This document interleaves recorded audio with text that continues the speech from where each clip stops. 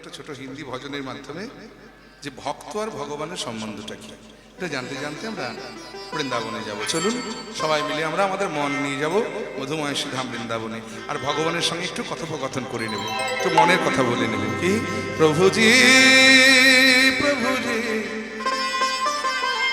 প্রভুজি প্রভুজি প্রভুজি प्रभुजी तुम चंदन हमें पानी, तुम चंदन हमें पानी, तुम चंदन धनी तुम चंदन हमें पानी, ओ पानी तुम चंदन हमें पानी, पानी तुम चंदन हमें पानी, पानी पानी गमा पासनी पानी, पानी गमा पासनी पानी तुम चंदन हमें पानी, तुम चंदन हमें पानी, पानी तुम चंदन हमें पानी, तुम चंदन हमें पानी। हे भगवान তুমি হলে চন্দন আর আমি হলাম জল, তাহলে তুমি হলে মূল্যবান আর আমি হলাম মূল্যহীন, কারণ চন্দনের অনেক মূল্য, জলের আর কি মূল্য। আপনি এখনই গঙ্গায় যান, 1 গ্যালন জল তুলে নিয়ে আসুন, কেউ বলবে না 10টা টাকা দিয়ে যান। তাহলে তুমি মূল্যবান আমি মূল্যহীন, কিন্তু তোমার আমার একটা সম্বন্ধ আছে। বলে কি? ওই যে আমরা দুয়ে মিলেমিশে যাতে অঙ্গ অঙ্গ বাসে সমান, যাতে অঙ্গ অঙ্গ বাসে সমান, আমরা দুয়ে মিলেমিশেই তো প্রতিটা অঙ্গে অঙ্গে গন্ধ ছড়ায়। প্রভুজি तुम चंदन हमें पानी, तुम चंदन हमें पानी, पानी तुम चंदन हमें पानी। তাহলে তোমার আমার সম্বন্ধটা কি দাঁড়ালো? ওই যে প্রভুজি तुम धनवान हम मोरा रे, प्रभुजी प्रभुजी प्रभुजी प्रभुजी तुम धनवान हमें मोरा, तुम धनवान तुम धनवान हमें मोरा,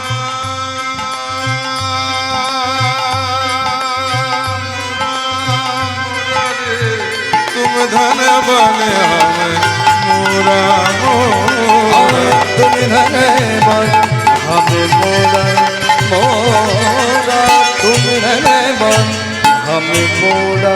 সম্বন্ধটা কি দাঁড়ালো?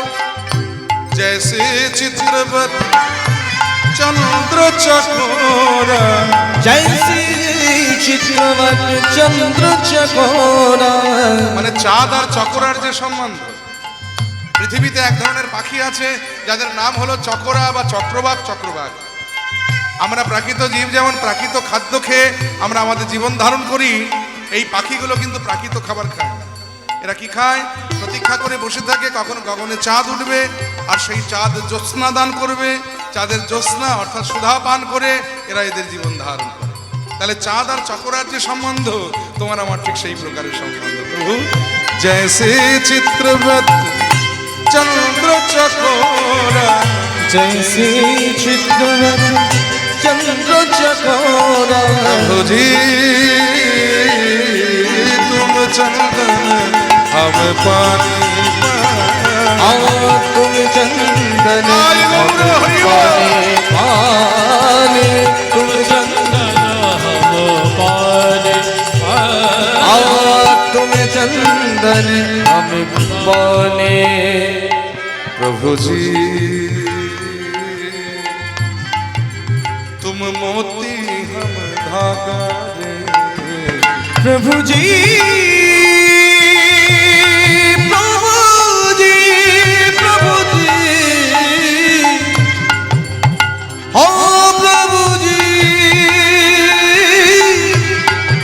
मोती हम धागा रे तुम मोती हम धागा, অর্থাৎ মতি মানে মুক্ত আর ধাগা মানে সুতো। तुम मोती हम धागा, तुम मोती हम धागा। মতি মানে মুক্ত আর ধাগা মানে সুতো। মুক্ত দিয়ে যদি মালা গাঁথতে হয়, সুতো ছাড়া কি মালা গাঁথা যায়? এই যে ফুলের মালাটা গাঁথা হয়েছে, ফুলগুলোর পাশাপাশি এর ভিতরে সুতো আছে, নইলে মালা গাঁথা সম্ভব না।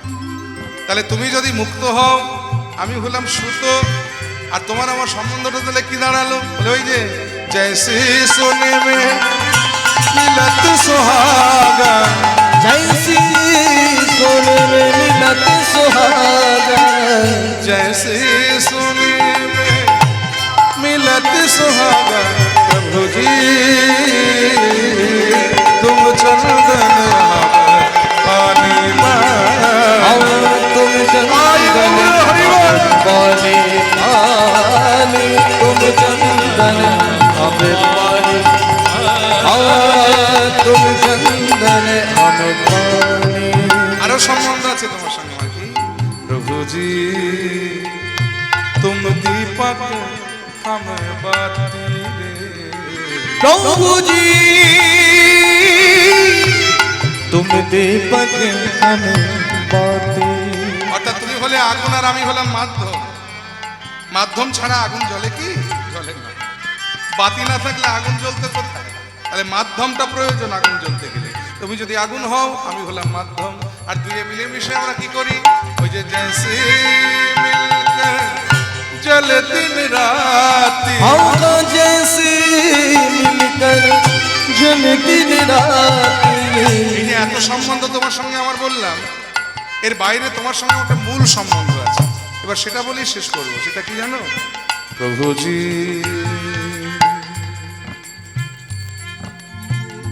ও প্রভুজি, প্রভুজি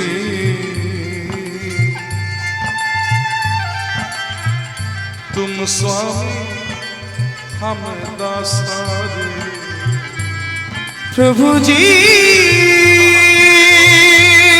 प्रभु जी प्रभु जी ओ प्रभु जी तुम स्वामी हमें दासारे। অর্থাৎ তুমি হলে আমার প্রভু, আর জন্মে জন্মে আমি তোমার চরণের দাস। এটাই হলো তোমার সঙ্গে আমার মূল সম্বন্ধ।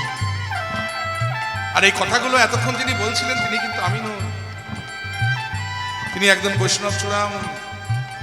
তবে মুচির ঘরে জন্ম হয়েছিল তার। শাস্ত্রে বলে মুচি হয়েও সূচি হয় যদি কৃষ্ণ ভজে, আর সূচি হয়েও মুচি হয় যদি কৃষ্ণ ত্যাজে। দ্রৌপদী তাকে সেবা দিয়েছিলেন বলে স্বর্গে ঘণ্টা বেজেছিল, যার নাম ছিল ভক্ত রুইদাস। সেই রুইদাসের লেখাই বিখ্যাত ভজন। তিনি বলেন, প্রভু তুম স্বামী हमें दास, ऐसी भक्ति करे रविदास, ओ ऐसी भक्ति करे रविदास, ओ ऐसी भक्ति करे रविदास। प्रभु जी तुम चंदन हमें पानी और तुम चंदन हमें पानी।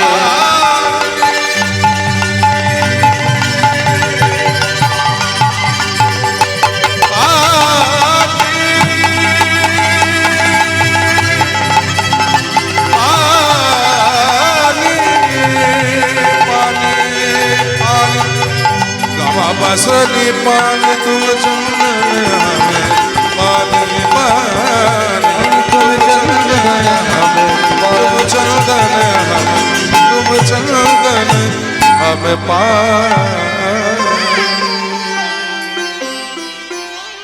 একটা ভজনের মাধ্যমে আমরা একটু জেনে নিলাম ভক্ত আর ভগবানের সম্বন্ধটা কি, আস্বাদন করছি শ্রীমতী রাধারানীর দুর্জয় মান।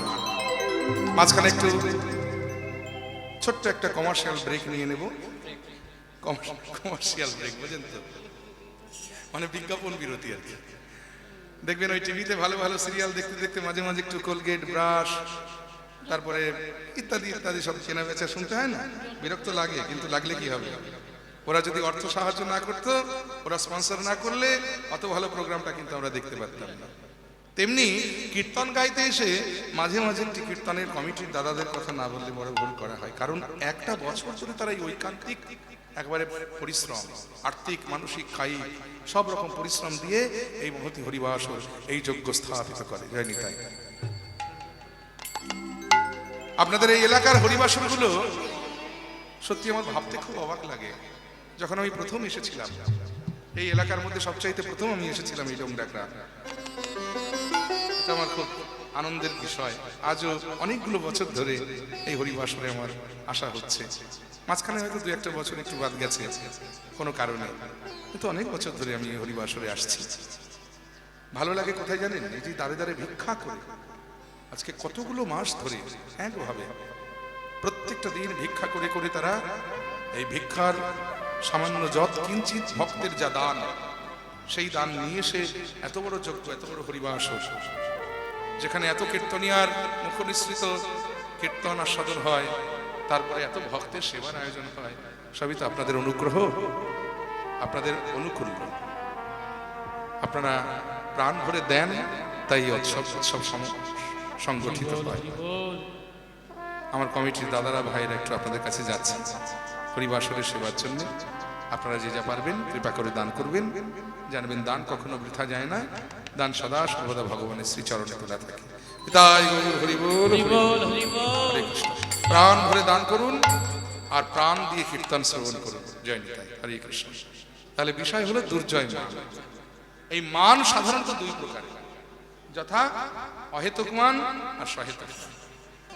অহেতুক মান মানে যে মানের কোনো কারণ নাই। দেখবেন অকারণে মান করা অনেকের অভ্যেস আছে। কি মায়েরা আছে না? ও মায়েরা, অকারণে মান করা অনেকের অভ্যেস আছে। কোনো জায়গায় কিছু নেই রে বাবা, পান থেকে চুন খসে সারতে পারে না, উনি মুখ ফিরে যাও।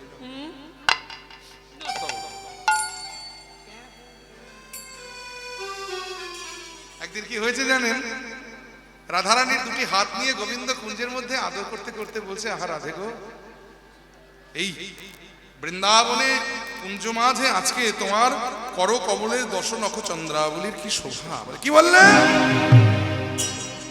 কি বলেছি? কি একটা মেয়ের নাম করলে? কোত্থেকে মেয়ের নাম করলাম? বলে ওই যে চন্দ্রাবলী না কি বললে? বলে ও তুমি এই বুঝেছো, এই বুঝেছো তুমি। আরে বাবা, আমি কোনো মেয়ের নাম কেন করতে যাব? দাঁড়াও তোমায় ভেঙে বুঝিয়ে বলছি। অনেকগুলো গ্রন্থ যদি এক জায়গায় একসঙ্গে রাখা যায়, একসাথে বলতে গেলে আমরা কি বলবো? কি বলবো? গ্রন্থাবলী। তেমনি অনেকগুলো পদ যদি এক জায়গায় একসঙ্গে থাকে, আমরা একসাথে বলতে গেলে সেগুলোকে কি বলবো? পদাবলী। তেমনি অনেকগুলো চাঁদ যদি এক জায়গায় একসঙ্গে থাকে, আমরা একসাথে বলতে গেলে কি বলবো? চন্দ্রাবলী। তেমনি যে তোমার দুটি হাতের যে 10টি নখ, শোভা দেখে মনে হলো যে কুঞ্জের মধ্যে যেন একসঙ্গে 10খানা চাঁদ উদয় হয়ে গেছে। তাই আমি বললাম যে করকমলের 10 নখ চন্দ্রাবলীর কি শোভা। আর তুমি ভাবলে বুঝি আমি মেয়েটার নাম করতে গেছি? বলে ও তাহলে মেয়েটার নাম করনি? আমার খেয়ে দিয়ে কোনো কাজ নেই, মেয়েটার নাম করতে যাবো। বলে তাহলে ঠিক আছে। এই দেখে মান হলো আবার ভেঙেও গেল। এটা হলো অহেতুক মান। আর একটা মান আছে সহেতুক মান, মানে যে মানের গভীর কোনো কারণ আছে। আজকে যে মানটা রাধারানী করেছেন, এটা কিন্তু গভীর কারণযুক্ত মান। কারণ গত নিশীথে আমার রাধার কুঞ্জে গোবিন্দের আসার কথা ছিল, কিন্তু আসতে পারেন না।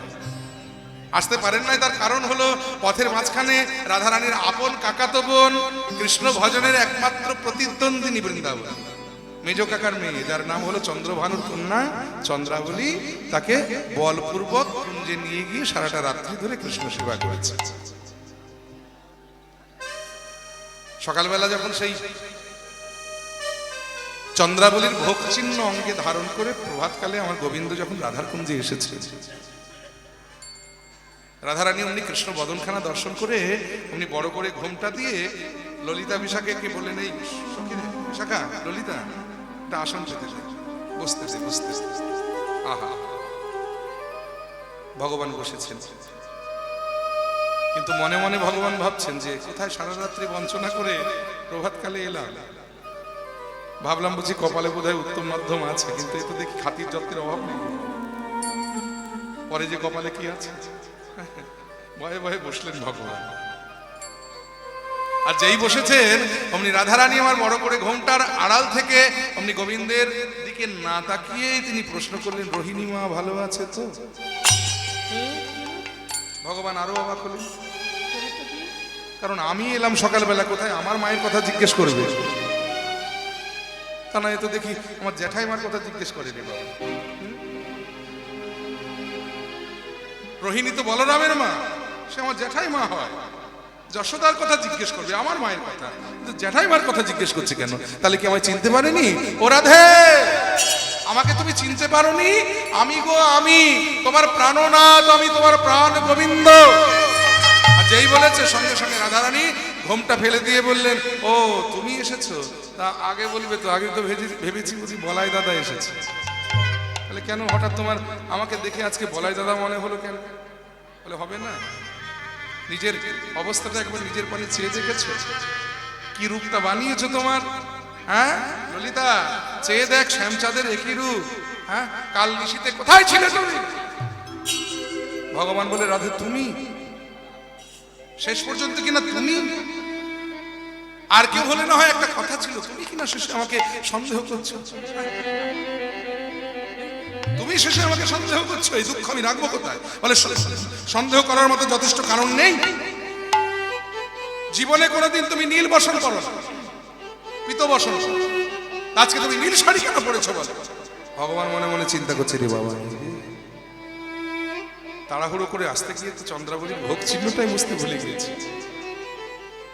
নীল বসনটা কালকে গত রাত্রিতে চন্দ্রাবলী আমাকে আমার পিত বসনটা খুলে দিয়ে তার একটা নীল শাড়ি আমাকে পরিয়ে দিয়েছিল, সেটা তো খুলে আসতে ভুলে গেছি। এই ধরা পড়ে গেলাম তো। চতুরের শিরোমণি বুদ্ধি জোগানো ছিল, সঙ্গে সঙ্গে বুদ্ধি বার করে ফেলে বলে, রাধে এই জন্য তুমি আমায় সন্দেহ করছো? আরে বাবা, এটা কোনো সন্দেহের কারণ হলো? আমি প্রত্যেক দিনই তো পিত বসন করি, আজকে না হয় নীল বসন করেই ফেলেছি। আর পড়ার কারণটা কি জানো? কাল রাত্রিতে আমি আর বলাই দাদা একই ঘরে শয়ন করেছিলাম, একই শয্যায় শুয়েছিলাম। রাত্রিবেলায় যখন তাড়াহুড়ো করে তোমার কাছে আসছি, আসতে গিয়ে ভুল করে আমার বসন ভুলে অন্ধকারে দাদার একটা নীল বসন করে ফেলেছি। এর জন্য ক্ষতিটা হয়েছে। হ্যাঁ, কি এমন ভুল হয়েছে? প্রত্যেকদিন পিত বসন করি, একদিন নীল বসন করতে নেই? সে না হয় হলো, তো কপালের সিঁদুরের ফোঁটা কেন? ভগবান চিন্তা করলেন যে বাবা এটাও আছে নাকি আবার, এবার কি বলি রে বাবা। সঙ্গে সঙ্গে ভগবান বলে, দাঁড়াও দাঁড়াও, সন্দেহ করো না, আসল ঘটনাটা শোনো। অন্ধকারে রাত্রিবেলায় আমি যখন পথের মধ্যে এই বনের পথ দিয়ে আসছিলাম, হঠাৎ পথের ধারে দেখলাম মা চণ্ডীর মন্দির। হরি বল।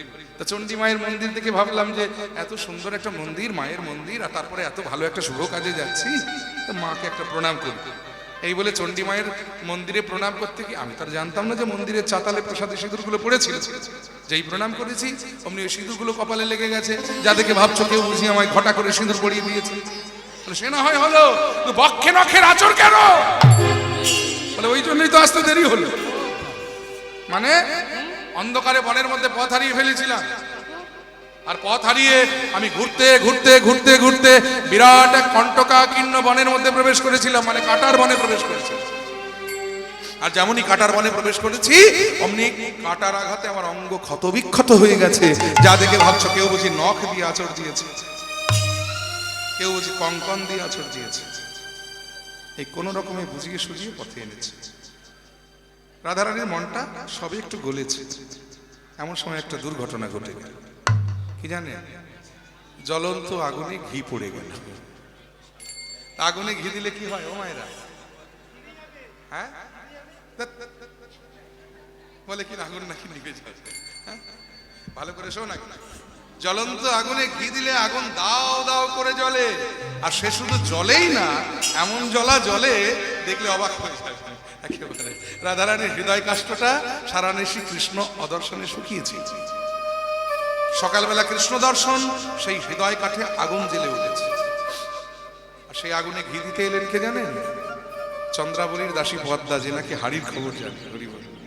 আর একটা কথা বলি, কিছু মনে করবেন না মায়েরা, দেখবেন যে মেয়েরা খুব ঝগড়ুটে হয় তাদের মুখে কিছু বলার দরকার হয় না, কিছু অঙ্গভঙ্গি প্রকাশ করলে বোঝা যায় যে ঝগড়া করতে এসেছে। পদ্মা গোবিন্দ যখন ওই মিথ্যা কথাগুলো বলে বলে রাধারানীকে সবে বুঝিয়ে সুঝিয়ে পথে আনছেন, আর পদ্মা তখন এসে গোবিন্দের এই মিথ্যা কথাগুলো শুনছে পেছনে দাঁড়িয়ে দাঁড়িয়ে, আর মনে মনে বলছে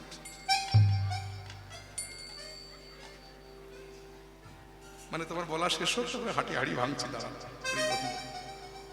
আর যেই কিনা গোবিন্দের বলা শেষ হয়েছে, উনি সঙ্গে সঙ্গে পদ্মা চিৎকার করে বলে, গোবিন্দ! গলাটা তো চেনা ভগবান, মনে মনে চিন্তা করছে গলাটা চেনা, পেছন ফিরে তাকিয়ে দেখে বাবা রে বাবা, এটা আবার এখানে কেন রে বাবা? এ তো আমার হাড়ির খবর জানে, এক্ষুনি যদি ফাঁস করে দেয় আর সব মাটি হয়ে যাবে, তাড়াতাড়ি এটাকে এখান থেকে সরাতে হবে। আর এই সরাতে গিয়ে ভগবান প্রশ্ন করে ফেললেন, আর প্রশ্ন করাটাই কাল হলো। কি ব্যাপার পদ্মা, তুমি এখানে কেন, আমায় ডাকছো কেন? ডাকছি কি আর সাথে গো, তুমি ডাকতে বাধ্য করো।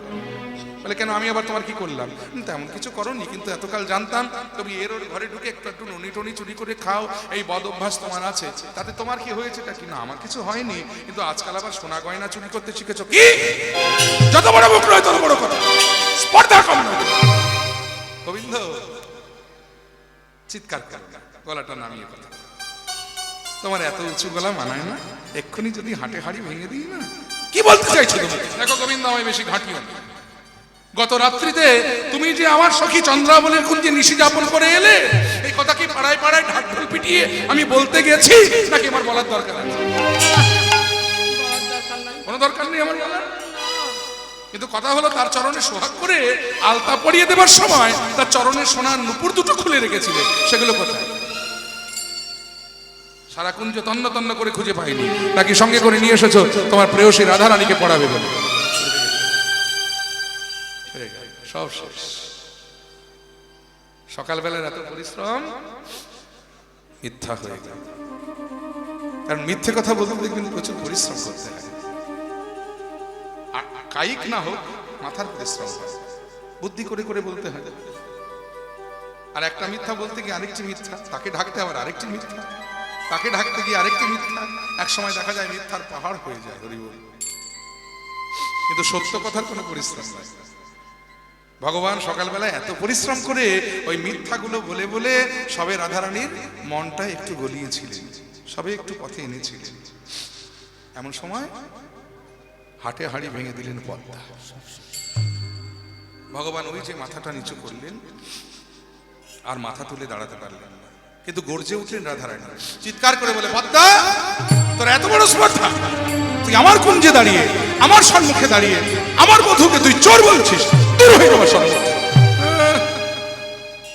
ওই যে প্রবাদে বলে না যে চোরের মায়ের আবার বড় গলা। চোরকে চোর বলেছে, তোর গায়ে ফোসকা পড়ে গেছে নাকি রে রাধারানী? চুপ কর, চুপ কর, চুপ। দোহাই পড়তে আমি তোর পায়ে পড়ি, তুই চুপ। আমি আর সহ্য করতে পারছি না পদ্মা রে। কটার উপর হারিয়েছি তোদের চন্দ্রাবলী, আমি বৃষভানুর আছি, আমার ঘরে বলি সংস্কৃতির অভাব নাই, আমি সব খুলে দেব, যত নুপুর লাগে তুই নিয়ে যা, কিন্তু তোর পায়ে পড়ি, তুই আমার বধূকে চোর বলিস। পদ্মা বলছে, ঠিক আছে ঠিক আছে, আমি এখন যাচ্ছি, তবে শোনো গোবিন্দ, ওই নুপুর যদি না পাই না, তাহলে তোমার একদিন কি আমার একদিন দেখি কেউ। পদ্মা তো চলে গেলেন, আর যত রাগ রাধারানীর গিয়ে পড়লে এবার গোবিন্দের বলেছি,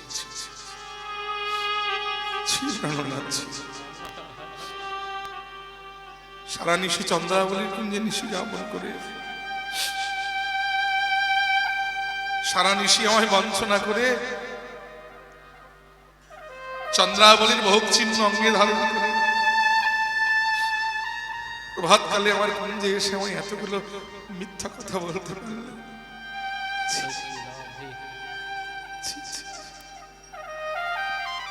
ললিতা,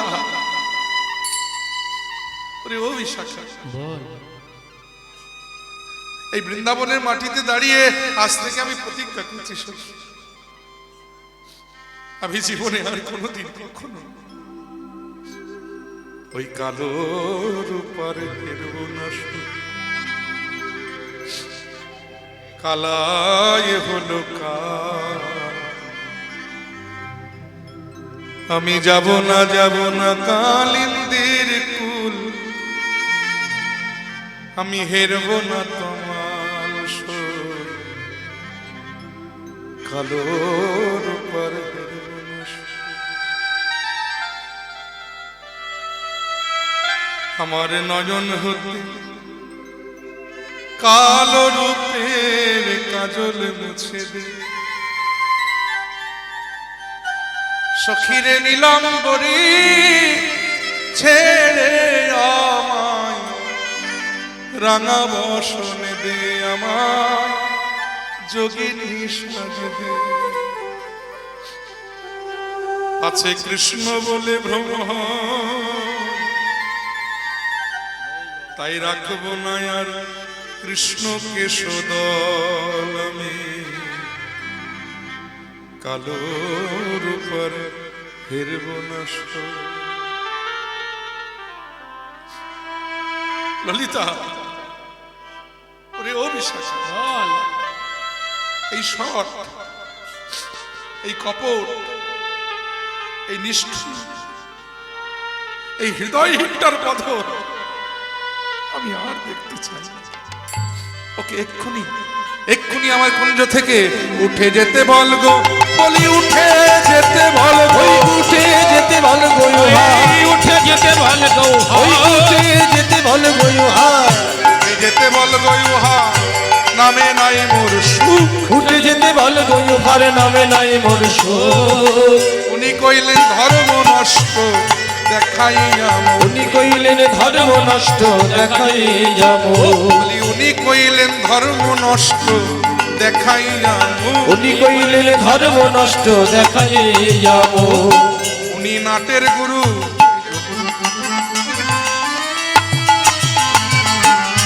যত নষ্টের গুরু, উনি নাটের গুরু রে সই, উনি নাটের গুরু, উনি নাটের গুরু রে সই, উনি নাটের গুরু।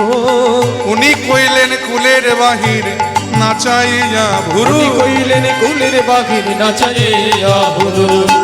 তোদের মনে পড়ে? পড়ে তো। একবার ভেবে দেখ সেই দিনগুলো, সেই প্রথম প্রীতি একবার ভেবে দেখ। যখন উহার কেউ ছিল না তখন ছিলাম আমি, যখন উহার কেউ ছিল না তখন ছিলাম আমি, যখন উহার কেউ ছিল না তখন ছিলাম আমি, যখন উহার কেউ ছিল না তখন ছিলাম আমি। আর এখন উহার সব হয়েছে পর হয়েছি আমি। এখনো ওখানে সবে হয়েছে পর হয়েছি আমি। এই ললিতা বিশাখা, বল। একটা ঝুড়ি আর কোদাল নিয়ে কেন কেন কেন কি করবি? কি সাংঘাতিক রেগে গেছে রাধারানী, দেখুন রাগ একেবারে মাথায় উঠে গেছে। বলে শোন, বল। ও যেখানে বসে আছে না ওই মাটিটা অপবিত্র হয়ে গেছে, তাই একটা কাজ কর, একটা ঝুড়ি আর কোদাল নিয়ে আয়, সঙ্গে এক বালতি গোবর গুলি আনবি, বুঝলি? কেন রে, এত কি হবে? কারণ ও যেখানেতে বসি আছে তুলি ফেলো মাটি, যেখানেতে বসি আছে তুলি ফেলো মাটি, ও যেখানেতে বসি আছে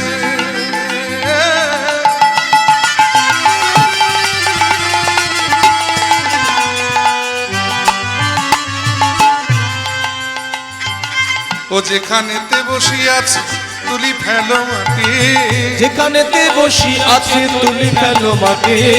আর ও এখনই উঠে গেলে দিব ছড়া ঝাঁটি, ওই এখনই উঠে গেলে দিব ছড়া ঝাঁটি। বলি ও এখনই উঠে গেলে দিব ছড়া ঝাঁটি। ওই এখনই উঠে গেলে দিব ছড়া ঝাঁটি। তখন কহে দ্বিজ চণ্ডীদাস, এই তো যার জন্যে বীরভূম জেলার নাম একেবারে স্বর্ণাক্ষরে লেখা রয়েছে, যে সমস্ত বৈষ্ণব পদাকর্তাদের জন্য, তাদের মধ্যে একজন হলেন এই পদাবলীটি যিনি লিখেছেন। আপনাদের থেকে মাত্র 5 কিলোমিটার দূরে অবস্থিত নানুর সিপাট, যেখানে জন্মেছিলেন বাংলার একজন বিখ্যাত বৈষ্ণব কবি, যার নাম ছিল কবি চণ্ডীদাস। সেই চণ্ডীদাসের লেখায় কথা বলি। তিনি বললেন, আহা কহে দ্বিজ চণ্ডীদাস বাসুলিয়া দেশে, কহে দ্বিজ চণ্ডীদাস বাসুলিয়া দেশে, উহার সঙ্গে লেহ করে। এই লেহ শব্দটা এসেছে স্নেহ থেকে। স্নেহ মানে ভালোবাসা, অর্থাৎ প্রেম, অর্থাৎ সখী উহার সঙ্গে লেহ করে আমার তনু হইল শেষে। তার সঙ্গে লেহ করে তনু হইল শেষে। আর নামে কাজ নাই প্রেমে কাজ নাই, নামে কাজ নাই প্রেমে কাজ নাই, নামে কাজ নাই প্রেমে কাজ নাই, নামে কাজ নাই প্রেমে কাজ নাই। উহার নাম কালা আবার প্রেম কালা। সখী উহার নাম কালা আবার প্রেম কালা। আমার সোনার অঙ্গ কইল কালা, কালা প্রেমেও কালা, কইল কালে প্রেমেও কালা, প্রেমেও কালা। আমার সোনার অঙ্গ কইল কালে, উহার নামে কাজে নাই প্রেমে কাজে নাই। তাই উহার সঙ্গে লেহ করে তনু হইল শেষে। উহার সঙ্গে লেহ করে তনু হইল শেষে। এই বৃন্দাবনের করুণাময়ী রাধারানী তিনি কৃষ্ণ বদন দেখবেন না বলে মান মঞ্চে প্রবিষ্ট হলেন, মান করে বসলেন। হরিব। আর অন্তরে জানিয়া নিজ অপরাধ এবার মাধব করজোরে মাগয়ে পরশা। সেই মান ভাঙাবার জন্যে আমার গোবিন্দ এবার 7টি পদ্ধতি অবলম্বন করবেন। এই 7টি পদ্ধতি কি কি? সাম, দান, ক্রিয়া, ভেদ, নতি, উপেক্ষা, রসান্তর। মনে থাকবে মায়েরা? এই 7টা পদ্ধতি আমি একটা একটা করে বলছি, দেখুন আপনারা মুখস্থ করবেন, কারণ পরে আমি আবার একটা একটা করে জিজ্ঞেস করবো আপনাদের কাছে। আজকে শুধু কীর্তন শুনলেই হবে না, কীর্তন শোনার পরীক্ষা দিতে হবে কেমন কীর্তন শুনছি। কীর্তন শুনতে এলাম, প্রসাদ পেলাম, কীর্তনিয়া কীর্তন করলো, এখান দিয়ে শুনলাম, ওখান দিয়ে বেরিয়ে গেল। বাড়িতে গেলাম, ছেলে জিজ্ঞেস করলো, মা কি পালা শুনে এলে? বলে তাই তো বাবা, কি যেন একটা ঝালাপালা বলেছিল, অত তো মনে নেই। ও কীর্তন শোনার থেকে না শোনা ভালো। এই যে 7টা পদ্ধতি আমি এক এক করে বলে দিচ্ছি, আপনারা একটা একটা করে মুখস্থ করুন, পরে আমি একটা একটা করে জিজ্ঞেস করব। সাম, দান, ক্রিয়া, ভেদ, নতি, উপেক্ষা, রসান্তর। মনে থাকবে? দুটো একটা থাকবে, সব থাকবে না। থাকবে না? আচ্ছা ঠিক আছে, আমি ভেঙে ভেঙে বুঝিয়ে বুঝিয়ে বলি, তাহলে দেখুন মনে থেকে যাবে। প্রথম পদ্ধতিটা কি? সাম পদ্ধতি। সাম মানে মিষ্টি মিষ্টি কথা। দেখবেন প্রেমিকা যখন মান করে, প্রেমিক যদি সামনে দাঁড়িয়ে 2-4টে মিষ্টি কথা বলে দিতে পারে যে তুমি আমার জীবন, তুমি আমার সর্বস্ব, তুমি ছাড়া আমার আর কেউ নাই, তোমাতেই আমার সব কিছু, এরকম যদি মিষ্টি মিষ্টি কথা বলে দেয়, অনেক সময় প্রেমিকার মান ভেঙে যায়। তাতে যদি মান না ভাঙে, তখন 2 নম্বর পদ্ধতি অবলম্বন করতে হয়। সেটা কি বলেছিলাম? সাম, তারপরে কি বললাম? দান। দান পদ্ধতি। দান মানে প্রেমিকা যখন মান করে, প্রেমিক যদি একটা মোটা অঙ্কের কিছু দান করে দেয়, অনেক সময় প্রেমিকার মান ভেঙে যায়। বাড়িতে স্বামী স্ত্রীতে ধরুন গন্ডগোল হয়েছে, বেশ স্ত্রী স্বামীর উপরে রাগ করে 3 দিন কথা বলে, না, কাপড় কেচে দেয়, বিছানা করে দেয়, খাবার রান্না করে দেয়, খাবার বেড়ে দেয়, কিন্তু মুখে কথাটি বলে না। কর্তা চিন্তা করছে, রে বাবা এইভাবে সংসার হয় না, একই বাড়িতে থাকবো অথচ দুজনে কথাবার্তা হবে না, তো এইভাবে সংসার হয়? দেখি গিন্নি আজকে এমন কিছু করব যে তুমি কি করে আমার সঙ্গে কথা না বলে থাকতে পারো। এই বলে কর্তা কি করেছে, বাজার থেকে বাড়ি ফেরার সময় সেনকো জুয়েলার্স থেকে একটা 3 ভরি সোনার হার কিনে বাড়িতে নিয়ে এসেছে। বাপরে বাপ। আর গিন্নির সামনে দাঁড়িয়ে ওই হারটা কৌটো থেকে বার করে বলছে, একজনকে ভালোবেসে দেবো বলে কিনেছিলাম গো, সে আবার 3 দিন আমার সঙ্গে কথা বলে না, কি করবো, কাকে আর দেবো, যায় দোকানে ফেরত দিয়ে আসে। যেও না গো ডার্লিং, যেও না। কি বললে? ডার্লিং? চিন্তা করেছি, 3 দিন কথা বলে না, কিন্তু যেই সামনে দিয়ে 3 ভরি সোনার হার চলে যাচ্ছে উনি ডার্লিং। এই হচ্ছে দান পদ্ধতি। এই হলো দান পদ্ধতি। কিন্তু এই পদ্ধতি প্রয়োগ করেও যদি মান না ভাঙে, তখন 3 নম্বর পদ্ধতি অবলম্বন করতে হয়। সেটা কি বলেছিলাম? সাম, দান, ক্রিয়া। ক্রিয়া মানে ভালো কাজ করে দেখা। প্রেমিকা যখন মান করে, প্রেমিক যদি সামনে দাঁড়িয়ে একটা ভালো কাজ করে দেখাতে পারে, অনেক সময় দেখবেন প্রেমিকার মান ভেঙে যায়। এই যে আমাদের পলাশ বাবু, আমিও পলাশ, ও পলাশ, আমি সরকার আর হচ্ছে কোলে, একেবারে সিঙ্গুরে বাড়ি, যেখান থেকে জমি আন্দোলন ভূমি আন্দোলন সৃষ্টি হয়েছে, পশ্চিমবাংলায় নতুন বিপ্লব এসেছে যেখান থেকে, সিঙ্গুরে বাড়ি। তাই কীর্তন করে ধরুন খোল বাজিয়ে 700-800 টাকা পায়, বাড়ি ফিরছে কীর্তন করে, সিঙ্গুর স্টেশনে নেমেছে, নেমেই সিঙ্গুর বাজারে একটা খুব বড় কাপড়ের দোকান আছে, রূপশ্রী নাম, খুব ভালো ভালো কাপড় পাওয়া যায়, সেখান থেকে গিন্নির জন্য 500 টাকা দিয়ে একটা সুতির ছাপা শাড়ি কিনেছে। বাড়িতে এসেছে আনন্দ করে, গিন্নি এই দেখো তোমার জন্য একটা কি সুন্দর পছন্দ করে সুতির ছাপা শাড়ি এনেছি। গিন্নি বলছে কই দেখি, ছি এই শাড়ি মানুষের নয়। কি হলো? বলে কেন কি হলো? সারা রাত্রি জেগে কষ্ট করে খোল বাজিয়ে রোজগার করে তোমার জন্য কাপড় আনলাম, পছন্দ হলো না? বলে ছি এই শাড়ি মানুষের বলে, বিয়ের পরে জীবনে কোনোদিন একটা বেনারসি দেওয়ার মুরদ হলো না। পলাশবাবু চিন্তা করছে, রে বাবা কত ভালোবেসে আমি গিন্নির জন্য শাড়ি নিয়ে এলাম, তারপরে এরকম মুখ ঝামটা নিকুচি করেছে সংসারে, যেদিকে দু চোখ যায় চলে যায়, হ্যাঁ একেবারে সংসারের মানে মুখে ওটা মেরে চলে যাবো। এইবারে খোলটা কাঁধে করে পলাশবাবু বাড়ি থেকে রাগ করে বেরিয়ে ট্রেন ধরে একেবারে সোজা নবদ্বীপ। নবদ্বীপে সেটা মন্দিরে খোল বাজায়, কীর্তন করে, প্রসাদ পায়, আনন্দেই চলছে।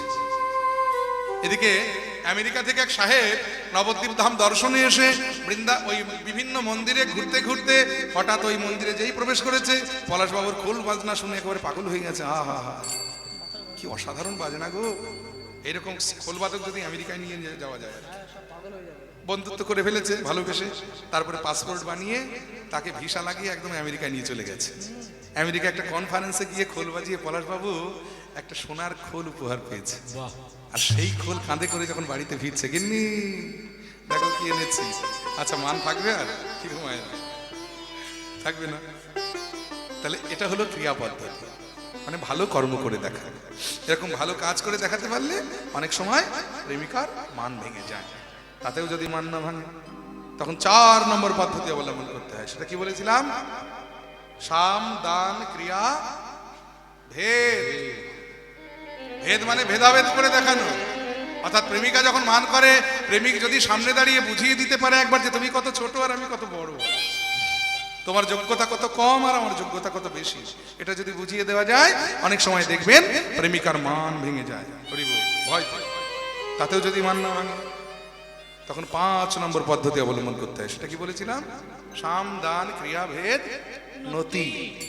নতি মানে প্রনতি থেকে এসেছে এই নতি শব্দটা। প্রনতি মানে পায়ে ধরে ক্ষমা চাওয়া। প্রেমিকা যখন মান করে, প্রেমিক যদি একবার পায়ে ধরে ক্ষমা চাইতে পারে, জয় নিতাই, সত্যিকারের যদি প্রেমিকা হয় সে কখনো আর মান করে থাকতে পারে? পায়ে ধরে ক্ষমা চাওয়া। ভক্তমণ্ডলী, ভক্তিমতী মায়েরা, আপনাদের মধ্যে আমার থেকে বয়সে যারা ছোট আছেন, বাবাদের বলছি, এখানে আমার থেকে যারা বয়সে ছোট আছেন তাদের জন্য একটা উপদেশ রাখছি। এই অকারণে বিনা কারণে উপদেশ দেওয়ার অভ্যেসটা আমার গেল না। এটা কিন্তু বয়স জ্যেষ্ঠ যারা তারা নেবেন না, এটা শুধু আমার থেকে বয়সে যারা ছোট তাদের জন্য। সেটা হলো আপনাদের জীবনে যদি কোনোদিন এরকম দিন আসে, মানে এই পায়ে ধরে ক্ষমা চাওয়ার দিন, তাহলে সেদিন দয়া করে আমার কথাটা মাথায় রেখে ঘরের দরজাটা আর জানালাটা একটু বন্ধ করে নেবেন। হরিবল হরিবল। তা নইলে কিন্তু সকালে পাড়ায় মুখ দেখাতে পারবেন না। যাই হোক, এই যে 5 নম্বর পদ্ধতিটা হলো পায়ে ধরে ক্ষমা চাওয়া, প্রণতি। আর পায়ে ধরে যদি কেউ ক্ষমা চায়, কোনো প্রেমিক যদি ক্ষমা চায়, সত্যিকারের প্রেমিকা হলে কিন্তু আর মান করে থাকতে পারে না। কিন্তু তাতেও যদি মান না ভাঙে, এমন কঠিন মানও আছে যে পায়ে ধরে ক্ষমা চাইছে প্রেমিক, তাও মান ভাঙছে না, তখন 6 নম্বর পদ্ধতি অবলম্বন করতে হয়। সেটা কি বলেছিলাম? সাম দান ক্রিয়া ভেদ নতি উপেক্ষা। উপেক্ষা মানে আরে যাও তো যাও, তোমার মতো কত আছে। এই যে উপেক্ষা করে যদি চলে যাওয়া যায়, অনেক সময় দেখবেন ভয় পেয়ে প্রেমিকার মান ভেঙে যায়। কিন্তু তাতেও যদি মান না ভাঙে, তখন সর্বশেষ পদ্ধতি 7 নম্বর পদ্ধতি, এটা হলো ব্রহ্মাস্ত্র। আমি 100% গ্যারান্টি দিচ্ছি, এটা যদি প্রয়োগ করা যায় তাহলে মান ভাঙবেই ভাঙবে। এটার নাম হলো রসান্তর। রসান্তর মানে হঠাৎ করে একটা নতুন রস সৃষ্টি করে দেওয়া। কিরকম একটু শিখিয়ে দিই, যদি কোনোদিন কারো কাজে লাগে, শিখে রাখুন। বাড়িতে ওই যে ইলেকট্রিক বোর্ড আছে না, বোর্ডে দেখবেন সুইচের পাশাপাশি 4-5টা ফুটো থাকে, কি বলে যেন প্লাগ। প্লাগের কাছাকাছি আঙুল নিয়ে যাবেন, খবরদার ঠেকাবেন না, কিন্তু ঠেকালেই বিপদ। 1 ইঞ্চি দূরে আঙুল থাকবে, আর লক্ষ্য রাখবেন গিন্নি কখন এদিকে আসছে। আর যেই দেখবেন গিন্নি কাছাকাছি, শিখে রাখ ভালো করে, তোর কাজে লাগবে।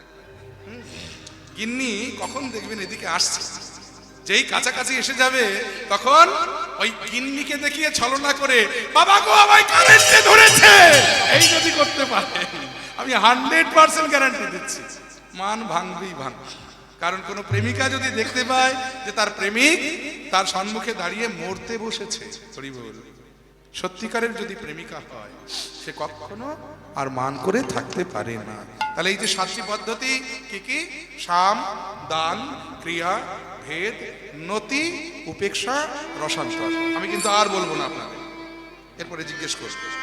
এই 7টি পদ্ধতির মধ্যে 5টি পদ্ধতি নিয়ে আজকে আমাদের গান বাজনা হবে, আর 2টো পদ্ধতি আমার পরে যিনি গাইবেন দিব্যেন্দু মণ্ডল মহাশয়, তার কাছে শুনবেন। কারণ ওই 2টো পদ্ধতি করে দিলে আর পরের পর্যায়টা গাওয়ার দরকার থাকে না। তাহলে আমরা 5টি পদ্ধতি নিয়ে আলোচনা করব, সাম, দান, ক্রিয়া, ভেদ আর নতি। জয় নিতাই। তাহলে রাধারানী মান করেছেন, মান মঞ্চে প্রবিষ্টা হয়েছে, আর সেই মান মই রাধারানীর স্বরূপটা বর্ণনা করছেন আমার পদকর্তা কেমন। আরে কিবা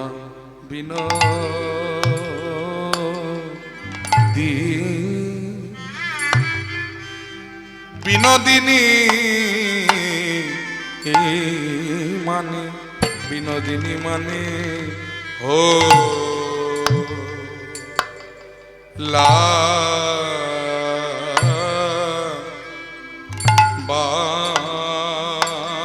বাম তা দে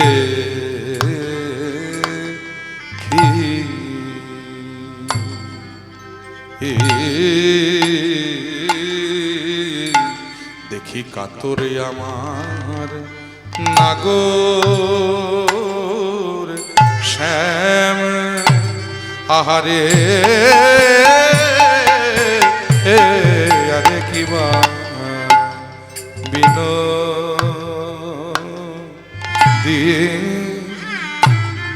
বিনোদিনী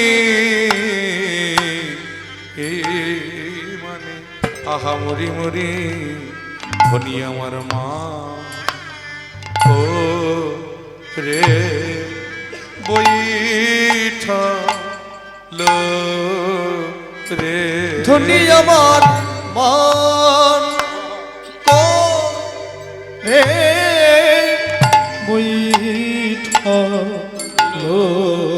রে, আহা নীলব বসনে বদন ঝেপে ধনী মান কো রে বৈঠা রে। হনিলব শোনে বদন ঝেপে ধনীমান করে বৈঠল রে, ওই নীল বসনে বদন ঝেপে কালো মুখ দেখবে না বলে, অহনিলব শোনে বদন ঝেপে ওই কালো মুখ দেখবে না বলে, অহনিলব শোনে বদন ঝেপে আহা কালো মুখতে দেখবে না বলে, নীল বদন ঝেপে দেখ কালো মুখ দেখবে না বলে, নীল বসনে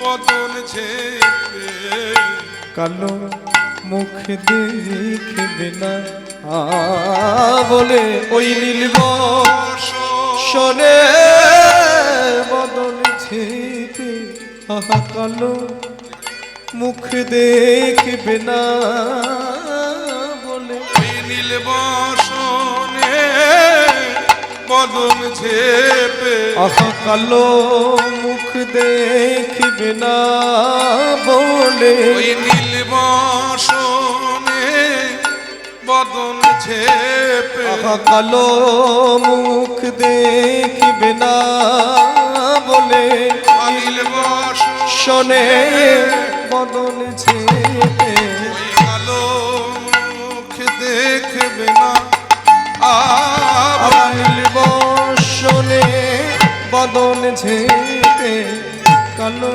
মুখ দেখিবে না বলে বসনে বদন ঝেপে দেখো কালো মুখ দেখিবে না বলে নীল বসনে বদন ঝেপে আঘাত কালো মুখ দেখিবে না বলে নীল বসনে বদন ঝেপে আঘাত কালো মুখ তাই গৌর দেখিবে হরি না বল। বলে বসনে বদন ঝেপে এবা কালো মুখ দেখিবে না বলে বসনে বদন ঝেপে এবা কালো মুখ দেখবে না বলে বসনে বদন ঝেপে কালো মুখ দেখবে না বলে বসনে বদন ঝেপে কালো মুখ দেখবে না বলে বালির বসনে তাই গৌর হরি বল। মুখ দেখবে না বলে বালির বসনে বদন ঝেপে